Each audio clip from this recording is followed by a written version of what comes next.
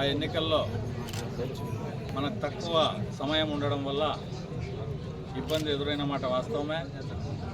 కానీ ఎన్నికల తర్వాత ఈరోజు మనకు సమయం చిక్కింది కాబట్టి మనం నిరంతరం కలుసుకొని అవసరమైనప్పుడల్లా మన గ్రామాల్లో సమస్యలను మీ అందరూ ఇక్కడ నాయకత్వం తెలుగుదేశం పార్టీ తరఫున మీరందరూ ఈ గ్రామ పంచాయతీల్లో ఈ మండలాలలో మీరంతా నాయకత్వాన్ని ఇస్తారు. మీ దృష్టికి వచ్చే సమస్యలు ప్రజలు నిత్యం ఎదుర్కొనే సమస్యలు పరిష్కరించుకునేదానికి తెలుగుదేశం ప్రభుత్వం మీకు ఎప్పటికీ అండగా ఉంటుంది. ఈ 5 సంవత్సరాల కాలంలో మీరు నిత్యం ప్రజలకు అందుబాటులో ఉండి అవసరమైనప్పుడల్లా నన్ను రమ్మని చెప్పి ప్రజలతో కలుసుకునే ఏర్పాటు చేసి పార్టీని బలోపేతం చేసి రాబోయే 2 సంవత్సరాల్లో గ్రామ పంచాయతీ ఎంపీటీసీ ఎలక్షన్లలో మీ అందరూ ప్రజలకు మంచి నాయకత్వాన్ని ఇచ్చి ఆ ఎన్నికల్లో మీరందరూ గెలిచే విధంగా కృషి చేయాలని, అందుకు తెలుగుదేశం ప్రభుత్వం మీ అందరికీ తోడుగా ఉంటుందని నేను ఈ సందర్భంగా మీ అందరికీ తెలియజేస్తున్నాను. స్థానిక సంస్థల్లో ఎన్నికల్లో, సర్పంచ్ ఎన్నికల్లో, ఎంపీటీసీ ఎన్నికల్లో మీరు మంచి నాయకత్వాన్ని ఇచ్చి ఈ రోజు నుంచే కృషి చేసి ఈ 2 సంవత్సరాల కాలంలో ప్రజలకు అందుబాటులో ఉండి మంచి నాయకత్వాన్ని ఇవ్వండి. ప్రజలు మిమ్మల్ని సపోర్ట్ చేస్తారు.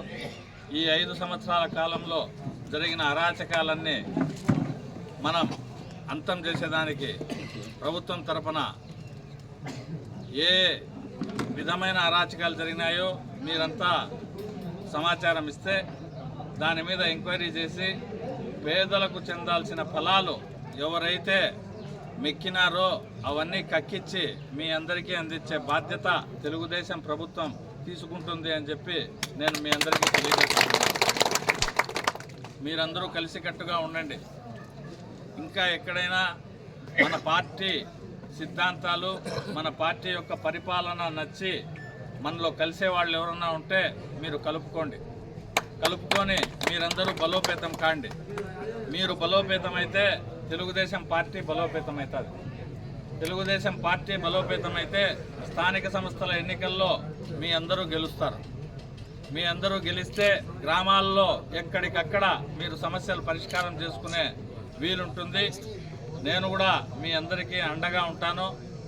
ఆ విధంగా ఒంటిమిట్ట మండలంలో పార్టీ సంస్థాగతంగా బలోపేతమైతే రాబోయే ఈ తరువాత కాలంలో వచ్చే పార్లమెంట్ ఎన్నికలు కానీ, అసెంబ్లీ ఎన్నికలు కానీ తెలుగుదేశం పార్టీ జెండా మనమందరం కలిసి ఎగిరేసేదానికి అవకాశం చిక్కుతుందని చెప్పి మీరందరూ గుర్తుపెట్టుకొని ఆ దిశగా కృషి చేయాలని, ప్రజలకు నిత్యం అందుబాటులో ఉండేందుకు మీరు ఏ విధంగా చెప్తే ఆ విధంగా నడుచుకొని మీ అందరికీ సహకరిస్తానని, మనమందరం ఈ రోజు నుంచి కృతనిశ్చయంతో ప్రజల కోసం కృషి చేద్దామని ఈ సందర్భంగా నేను మీ అందరికీ విన్నవించుకుంటున్నాను.